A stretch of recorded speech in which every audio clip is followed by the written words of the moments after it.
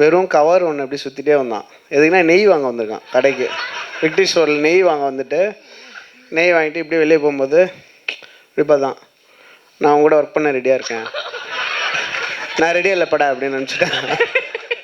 அதுக்கப்புறம் ஒரு 4-5 வருஷம் இருக்கும், அது 4-5 வருஷம் 3 years ஆயிடுச்சு. ஓகேங்களா, அது உண்மை. அப்போது அதே கடையில் நான் அதே ரோலில் தான் இருந்தேன். அப்போ இவன் வரான். இவன் எப்படி வந்தான்னா, இவன் வந்து நடக்கிறத விட ஓடுறது ஸ்லோவாக இருக்கும். ஓகேவா, அவன் வந்து நடந்து வரானா ஓடி வரானே தெரியல, எப்படி வந்தான் அண்ணாண்டு ஒரு மாதிரி நெளிஞ்சு வந்தான். என்னடா இப்போ ரெடி ஆகிட்டியா அப்படின்னு.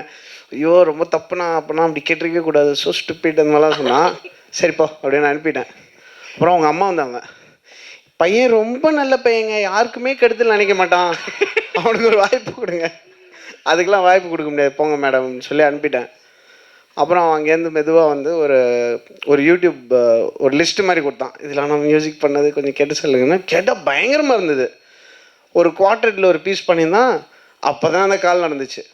அப்புறம் வந்து விக்டர்கிட்ட சொல்லி, விக்டர் அவனுக்கு கால் பண்ணிங்கன்னா நல்லா பண்ணுறான் விக்டர், என்ன ஆச்சுன்னு தெரியல, நம்ம திட்டினது அவன் சீரியஸாக எடுத்துக்கிட்டான் போல்.